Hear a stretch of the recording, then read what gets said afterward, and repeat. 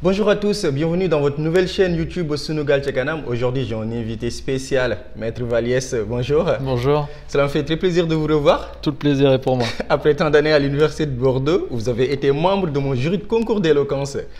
Je vous ai bien noté, j'espère. J'ai pas été retenu, j'avoue.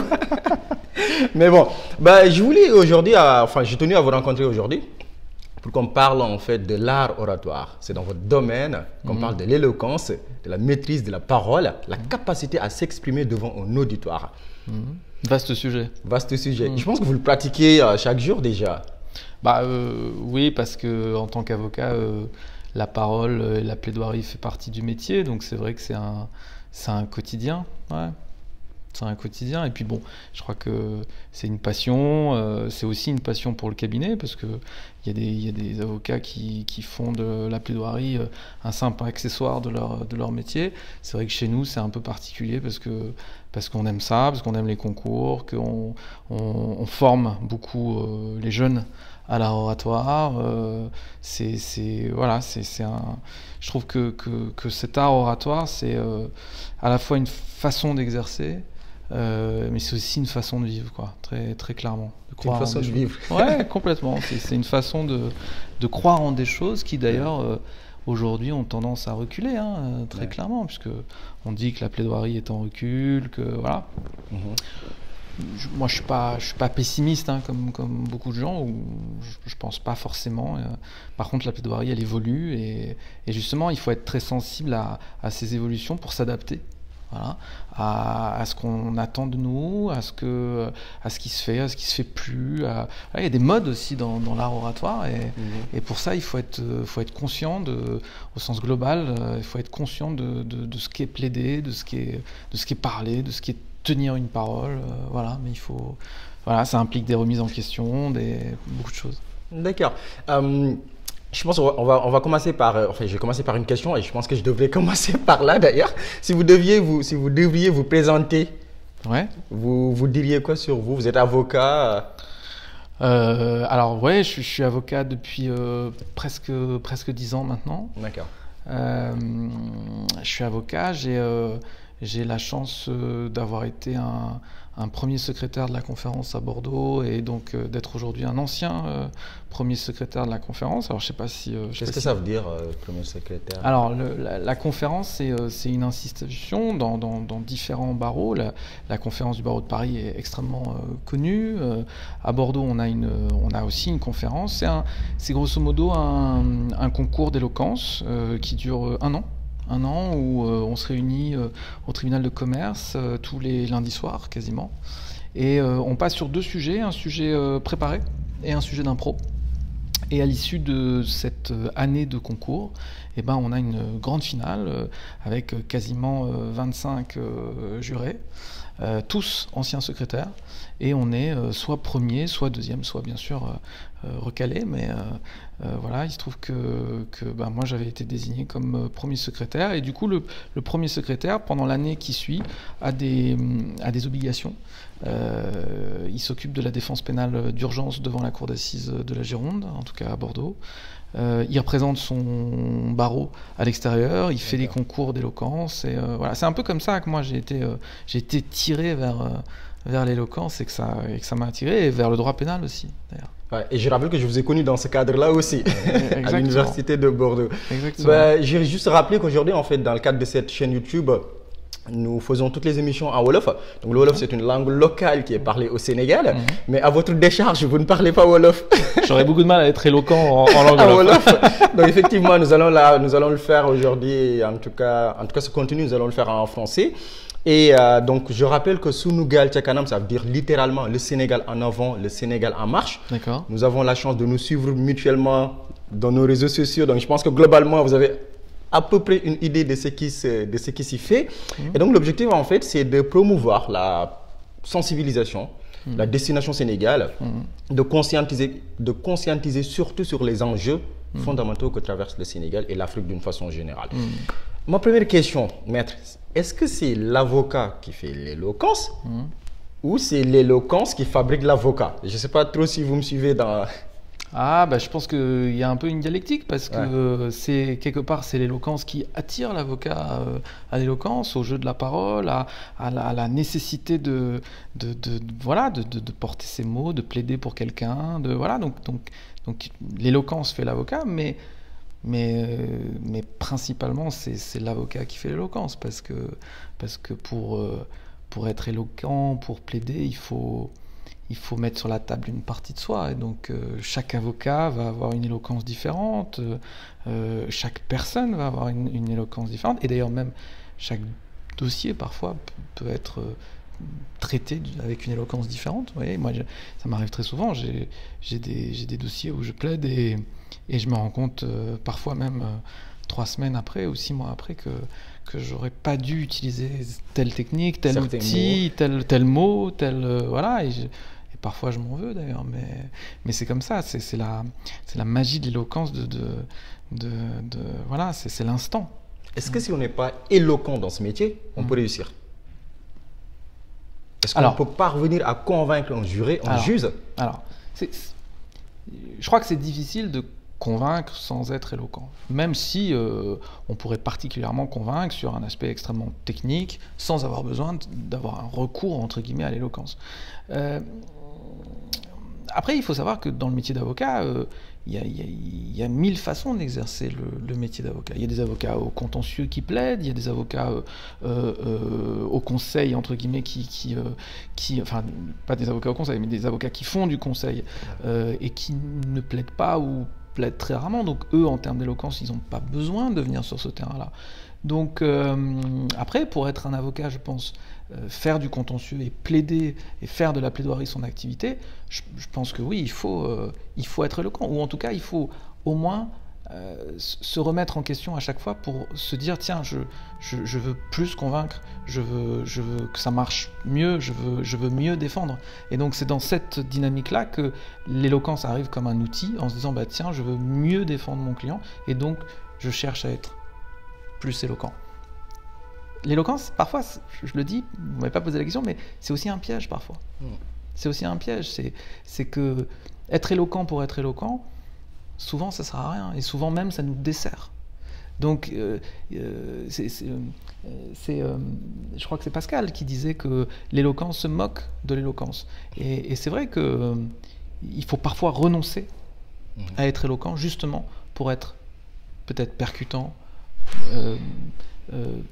droit au but. Ouais. Mais je me suis rendu compte en fait. Salut, pas de souci. Je me suis rendu compte qu'effectivement, en fait, la maîtrise de la parole, l'art de parler, est aujourd'hui l'un des héritages de l'Antiquité grecque les plus anciens, en passant par les plus grands sophistes, de Périclès, Gorgias, Protagoras. Enfin, c'est aujourd'hui toujours actuel. On en parle toujours, la maîtrise de la parole, enfin, que ça peut nous aider dans notre développement personnel. Comment est-ce que vous analysez tout ça? Quel en est votre ressenti? Alors, entre la parole et la plaidoirie à l'époque grecque et la parole et la plaidoirie aujourd'hui, il y a un fossé. Il y a un fossé. Quoique, d'ailleurs, on retrouve certaines choses, puisque je crois qu'à l'époque grecque, les plaideurs plaidaient tellement longtemps, ça prenait tellement de temps, qu'on a inventé la clepsydre, c'est-à-dire une sorte de sablier, où on devait dire, bah voilà, vous avez tant de temps, et une fois que ce temps est écoulé, hop, vous n'avez plus la parole. Et ça, je crois que c'était sur l'agora en Grèce. Aujourd'hui, c'est pareil, on retrouve ça d'ailleurs. On dit, tiens, on veut limiter absolument le temps de parole. Après, en termes de développement personnel, je pense que c'est évident, la question de l'oralité. D'ailleurs, on parlait de l'Afrique là, il y a des civilisations entières en Afrique, notamment, qui se sont constituées et développées uniquement sur la parole. L'oralité. Exactement, sur l'oralité. Toutes les traditions africaines ont été transmises de chef de village en chef de village, de père en fils, uniquement grâce à la parole. La tradition africaine, c'est pas une tradition écrite, comme chez les Romains. Donc voilà, rien que là-dessus, il faut reconnaître que la parole a son rôle. Après, dans le développement personnel, je crois que c'est évident aussi, on peut pas aujourd'hui, comment dire, on peut réussir, je pense, sans la parole. On peut réussir. Il y a des chefs d'entreprise qui sont brillants dans les affaires, mais mais qui ne s'expriment pas forcément très bien. Et c'est pour ça qu'il y a des coachs d'éloquence, des coachs de prise de parole, tout ça. Mais si on veut, entre guillemets, un développement complet, je crois que la parole elle est fondamentale. Et d'ailleurs, on le voit aujourd'hui avec les réformes, par exemple, du baccalauréat, où pendant des décennies et des décennies, on a essayé de reculer quelque part la parole, où il n'y avait que de l'écrit, il n'y avait que des examens écrits. D'ailleurs, quand j'étais à la faculté, moi, il n'y avait quasiment pas d'oraux. Quasiment pas. On ne faisait pas trop confiance à l'oral. Et puis peut-être par un effet de mode, ou je ne sais pas, par nécessité, ou peut-être tout simplement par compréhension de ce qu'apportait l'oralité et la parole, on s'est dit, tiens, c'est bien. Et aujourd'hui, les lycéens vont passer un grand oral au stade du baccalauréat. Et c'est très bien. Et c'est très bien parce que quelqu'un qui ne sait pas parler aujourd'hui, c'est quelqu'un qui part dans la société avec un handicap, c'est sûr. Effectivement, vous avez parlé tout à l'heure de l'oralité qui a joué un grand rôle dans la tradition africaine. Effectivement, ça a été rapporté par ce qu'on appelait à l'époque des griots, qui étaient des personnes qui accompagnaient les rois et qui, grâce à la tradition de père en fils, en fait, se sont évertués à transmettre l'histoire. Quand bien même à côté, il y a eu de grands ethnologues comme Amadou Hampâté-Bâ qui se sont évertués à retranscrire certaines vies et enseignements. Enfin, il y a un grand soufi en islam qu'on appelle Thierno Bokar, un peu mon homonyme, un grand soufi du Mali, donc, dont l'histoire a été retranscrite. Donc il y a une part d'oralité effectivement, mais derrière, certains se sont effectivement évertués à retranscrire physiquement certaines œuvres à travers des ouvrages.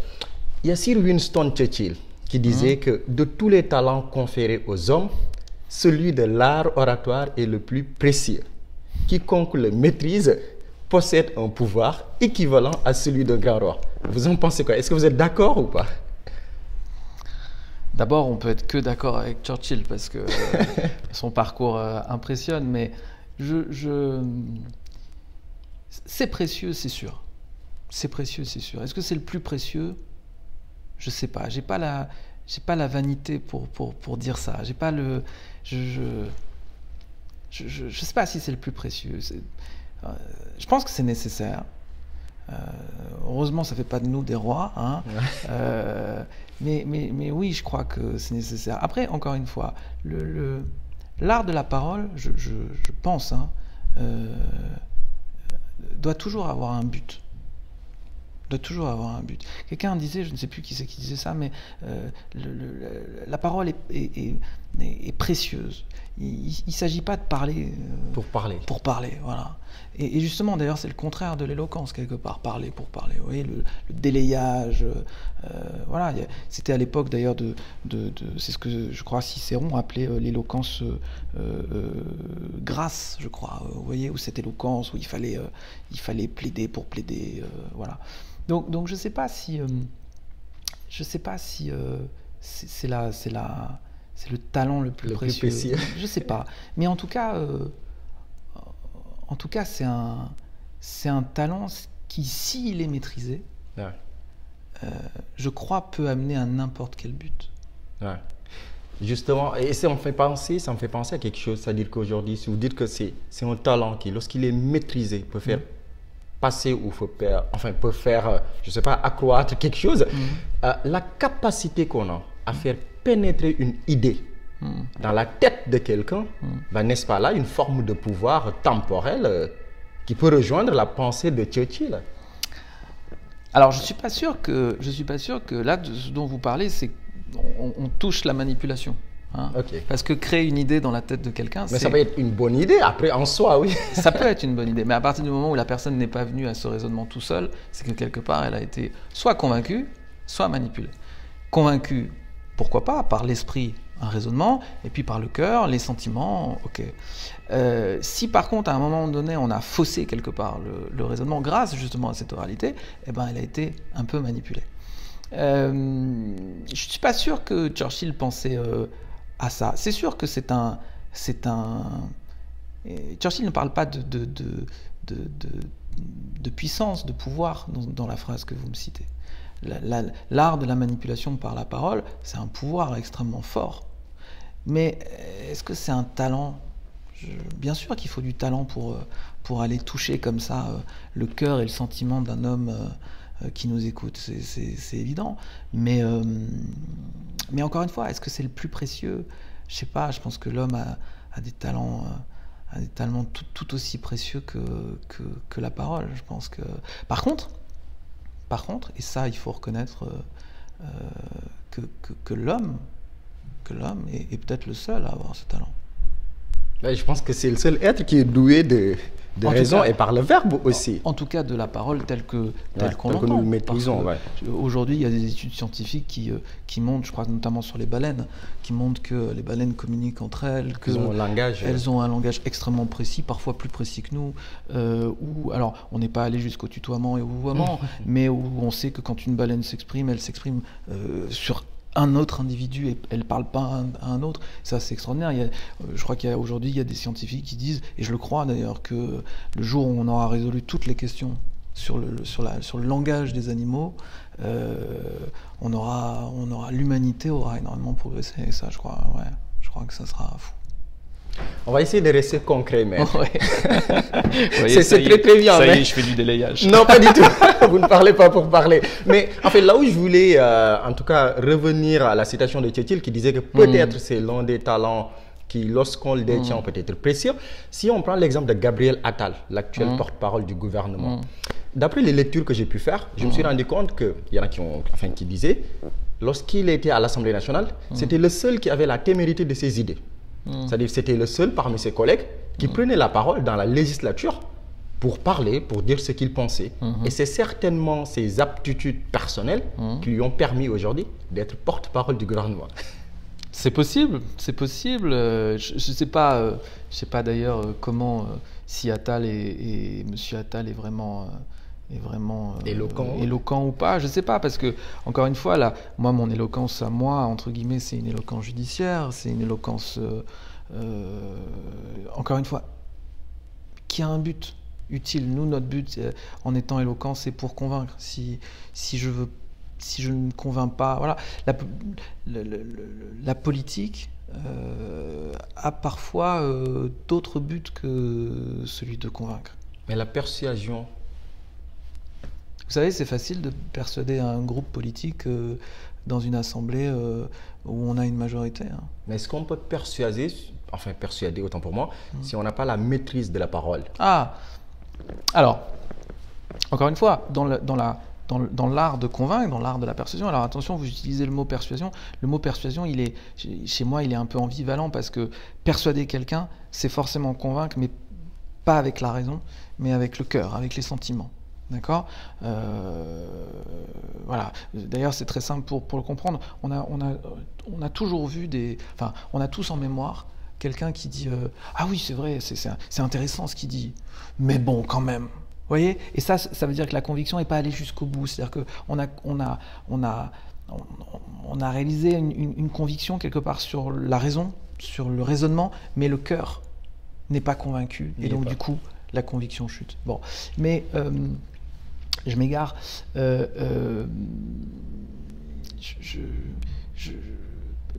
Persuader, pour moi, c'est les sentiments.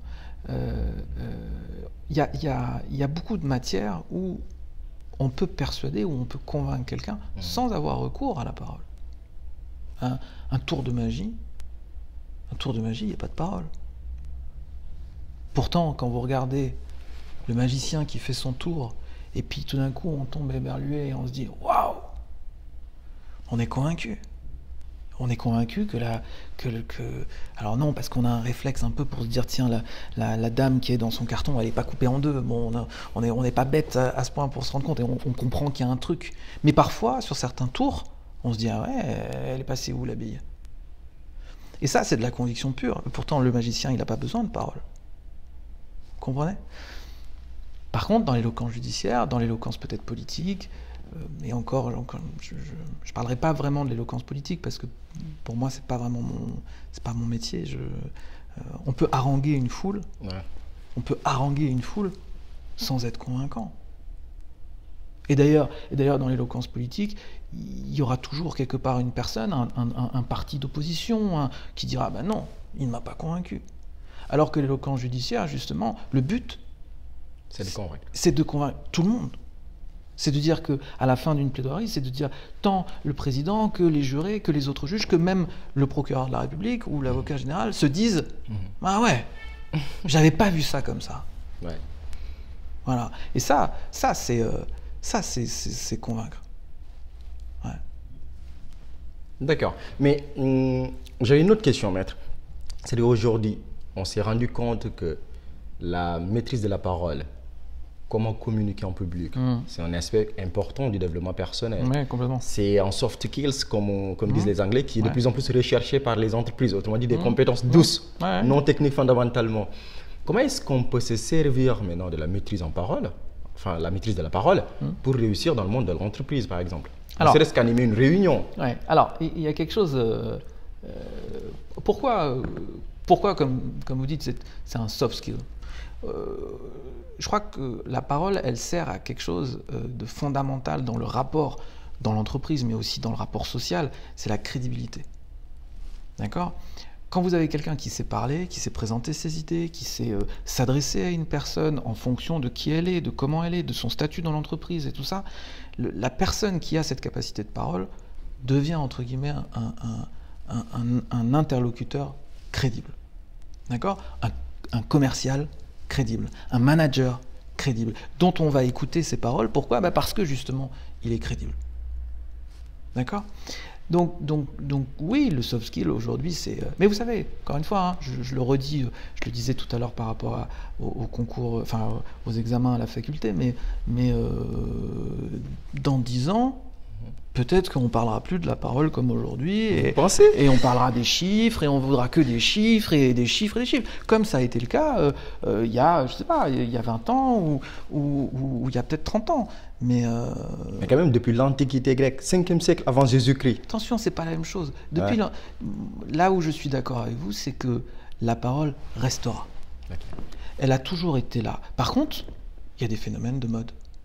Il y a des phénomènes de mode où, effectivement, aujourd'hui, avec les concours, il n'y a jamais eu autant de concours. D'ailleurs, il suffit d'aller sur Facebook et de taper concours d'éloquence, ou même éloquence, et on voit le nombre de profils qu'il y a. Chaque université a son école d'éloquence, chaque barreau a son concours d'éloquence. Il y a même maintenant des écoles d'art oratoire. Mais totalement, ouais, complètement.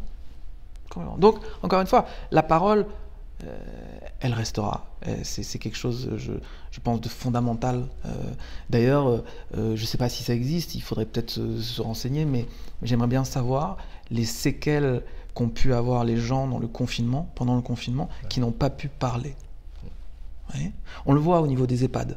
Ouais. Au niveau des EHPAD, voilà, d'ailleurs, il y a des médecins qui disent que les gens sans contact, quelque part, c'est plus général que la parole, mais entre autres, sans parole, ont décliné, leur santé a décliné extrêmement rapidement. La parole, chez l'humain, elle est fondamentale et elle restera, elle a traversé les siècles et je ne me fais pas de soucis pour elle. Par contre, effectivement, je crois qu'il y a des phénomènes de mode où elle sera, voilà, aujourd'hui, elle est très présente parce que très aimée et encore une fois, il faut s'en féliciter. Voilà.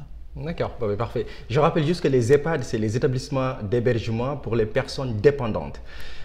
Maître, qu'est-ce qu'on peut faire aujourd'hui ou quel est le process qui nous permet de maîtriser la parole? Ne serait-ce que d'animer une réunion, ne serait-ce que d'être un étudiant qui veut animer un exposé, être dans une association, un truc basique.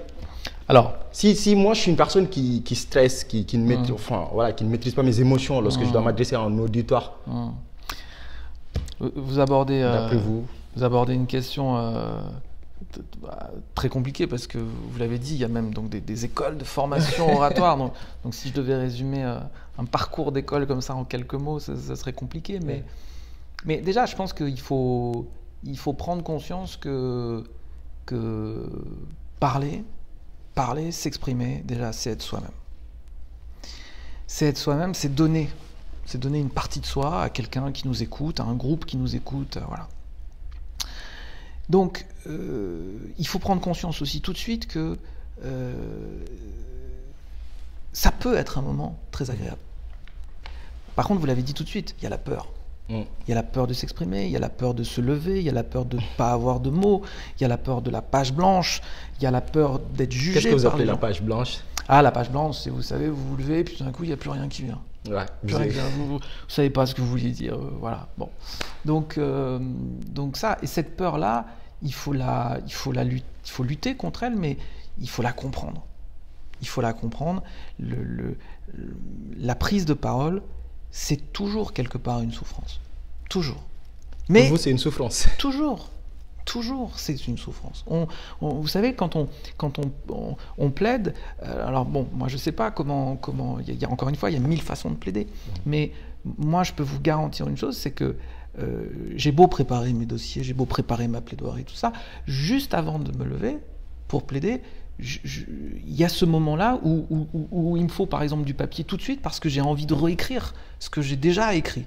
Vous voyez, pour m'adapter à ce que le procureur vient de dire, pour m'adapter à ce que mon client vient de dire, pour trouver une anecdote, pour commencer, qui ne soit pas en contradiction avec ce qui vient de se passer, ou en tout cas en anachronisme avec ce qui vient de se passer. Donc voilà. Et forcément, lié à ça, il y a forcément une peur. Une peur de taper à côté, une peur d'être redondant. Il y a une peur, toujours. D'ailleurs, il y a beaucoup d'avocats qui disent que le jour où on n'a plus peur quand on plaide, il faut arrêter le métier. Je ne sais pas si c'est vrai, mais cette peur, elle est... Et ça, il faut le comprendre pour tous les gens de votre chaîne, c'est que cette peur, elle est normale. Elle est normale. Voilà. Il ne faut pas, parce qu'on a peur, se dire... Ah ben, je suis pas un orateur, je peux pas parler, j'ai pas ce qu'il faut pour parler. Non, cette peur, elle est normale. On l'apprivoise, et d'ailleurs, ça peut devenir notre meilleur ami, parce que la peur, souvent, nous donne des informations. Donc, on l'apprivoise, et puis après, on se met à parler. Un autre élément qui est très important, c'est il faut donner. Il faut donner. Parler, c'est donner. Donner des informations, donner un sentiment, c'est se donner.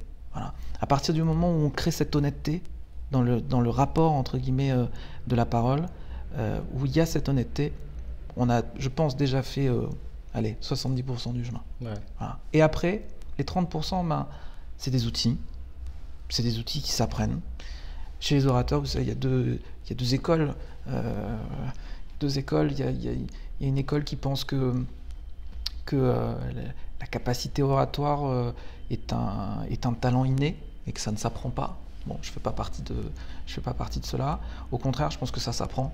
Il y a des barrières à faire tomber. Voilà. Et on le voit aujourd'hui, il y a énormément de projets avec des écoliers, des lycéens, voilà, où les jeunes apprennent justement et se découvrent. Et ça, c'est extraordinaire. C'est extraordinaire qu'un jeune qui justement, a priori, se dit, tiens, et d'ailleurs, je pense que ce fut un peu mon cas, où on commence à plaider un peu, et puis on se dit, tiens, c'est bizarre, je me retrouve là dans ce que je suis en train de dire, dans ce que je suis en train de faire, et puis tout d'un coup, je me retrouve tellement que je prends du plaisir à le faire. Voilà. Et ça, c'est peut-être un secret aussi, hein. Il faut prendre du plaisir quand on parle. Voilà. Si on ne prend pas du plaisir, attention, hein, ne me faites pas dire ce que j'ai pas dit. Il faut pas prendre du plaisir, encore une fois, pour prendre du plaisir. La parole ne doit pas servir à ça, elle a toujours un but. Voilà. Mais si on remplit ce but, si on vise juste, hein, c'est Victor Hugo, je crois, qui disait que les balles étaient des mots. Les mots étaient des balles. Voilà. Donc si on vise juste, et qu'en plus on se fait plaisir, je pense qu'il n'y a pas... J'ai retenu quelque chose. C'est-à-dire qu'aujourd'hui, d'après vous, en fait, on ne naît pas orateur, on le devient. C'est pas de l'ordre de l'inné, mais c'est quelque chose qui est acquis. Donc au fil du temps. Donc ça veut dire qu'il faut le pratiquer, il faut faire des exercices d'après vous, en fait. Je pense que, en fait, pour moi, l'éloquence, c'est vraiment, comment dire, une alchimie de l'instant. C'est une alchimie de l'instant. Vous pouvez être le plus grand orateur, avoir plaidé partout, avoir harangué des foules, et un jour, parce que vous ne serez pas bien, parce que vous aurez raté quelque chose dans votre dossier, parce que, voilà, tout s'écroule. Ne pas être éloquent. Voilà. Quand je suis passé devant vous, on disait, quand je suis passé devant vous, j'ai été éliminé au premier tour, déjà. Il n'y avait peut-être pas d'alchimie. Voilà, c'est ça. Je sais pas. Mais donc pour reprendre cette phrase, alors effectivement, hein, on ne naît pas poète, on le devient. je crois qu'on est avec des qualités. Ouais. On est avec des qualités. Je crois que c'est Maurice Garçon d'ailleurs qui disait ça, qui disait que l'apprentissage de l'éloquence, c'était apprendre à mettre en exergue des qualités qu'on avait et renier en fait des défauts. Et je suis assez d'accord avec ça. On a des qualités, on s'en sert. Ça peut être une présence, ça peut être un physique, ça peut être qui va servir à l'éloquence. Ça peut être une mémoire par exemple. Une mémoire. J'ai des souvenirs de concours d'éloquence avec des jeunes, notamment une jeune femme que j'ai en mémoire qui connaissait sa plaidoirie de plusieurs, peut-être une demi-heure, 3/4 d'heure, totalement par cœur. Ça, c'est une qualité. C'est-à-dire qu'il est capable pendant une demi-heure de dérouler sans s'arrêter. Exactement, ça c'est une qualité. C'est une qualité que j'ai pas. Vous voyez, moi j'ai pas cette mémoire-là. Donc on a des qualités, on les met en exergue, on les travaille, et puis on a des défauts. Ces défauts, il faut apprendre à les maîtriser. Par exemple, les tremblements. Par exemple, vous parlez de la peur. On a ce défaut, voilà, qui est lié à la circulation sanguine, au diaphragme, voilà. Et ben, il faut apprendre à le maîtriser. Il faut trouver. Ça se fait pas comme ça. On a des tests. On se teste une première fois, et puis d'un coup, un jour, on comprend. On se dit, tiens, là, j'ai pas tremblé. Pourquoi j'ai pas tremblé? Bah tiens, on va essayer de répéter. Et puis ça marche. Des fois, ça marche pas. Voilà. Et puis on apprend. Je crois que la première chose à apprendre, entre guillemets, pour l'éloquence, c'est avoir conscience de ce qu'on fait. Alors, encore une fois, on n'est pas en train de parler pour parler. Il faut avoir conscience de ce qu'on veut, de à qui on s'adresse, de la cible, entre guillemets, quel est son passé. Est-ce que mes mots vont avoir la même résonance chez lui que chez moi? Vous voyez, on pourrait dire un mot là, par exemple, je sais pas, éléphant. Voilà, je suis sûr, on a 99% de chances de vous et moi de ne pas avoir la même représentation du mot éléphant. Vous voyez, je vous dis éléphant, vous peut-être ça vous parle, voilà, vous pensez à l'Afrique, tout ça. Moi, peut-être que mon souvenir, alors je dis pas ça parce qu'en plus, moi, vous savez, j'ai vécu en Afrique pendant très longtemps, pendant toute ma jeunesse. Donc quand, voilà. Mais les mots, encore une fois, n'ont pas la même signification, n'ont pas les mêmes implications chez les uns et chez les autres. Et il faut avoir conscience de tout ça. Être éloquent, c'est un processus. C'est un processus, c'est pas un état. Voilà. Et ce processus, il peut s'arrêter comme ça. Voilà. Bah, écoutez, maître, merci beaucoup. Au-delà de la peur, s'il y a un autre atout un défaut qu'il faut maîtriser pour être éloquent, vous m'avez parlé de la peur. Qu'est-ce que vous pourrez me citer encore comme défaut, qu'il faut maîtriser Ah, des défauts, il y en a. Il y a la peur. Des défauts, il y en a beaucoup. On peut penser à. Il y a le pas de l'éléphant, par exemple, mais c'est lié à la peur. C'est le stress qui nous fait bouger. Ouais. Vous savez, souvent, les orateurs, ils bougent d'un côté et d'un de l'autre. Donc ça, il y a des solutions pour ça. Il y a la peur, il y a les tremblements, on en a parlé. Il y a la voix qui s'embrouille. Il y a le diaphragme qui se bloque et qui, du fait, on ne respire plus. Et donc, du coup, nos sons deviennent de plus en plus aigus, notamment en fin de phrase.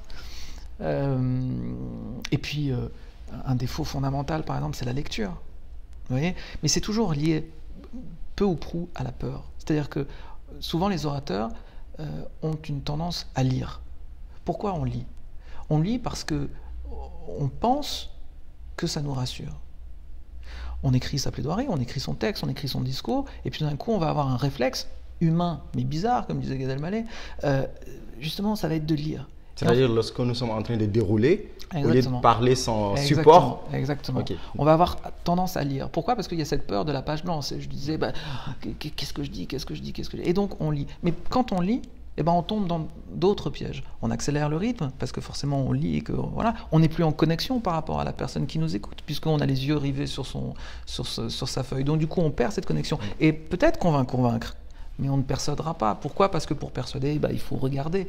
Il faut transmettre quelque chose. Il y a le jeu du regard, etc. Exactement. Est-ce qu'on a déjà vu un amant dire « je t'aime » à sa compagne sans la regarder ? Vous voyez ? D'ailleurs, si, on voit ça dans les films. Souvent, ça se finit par une rupture.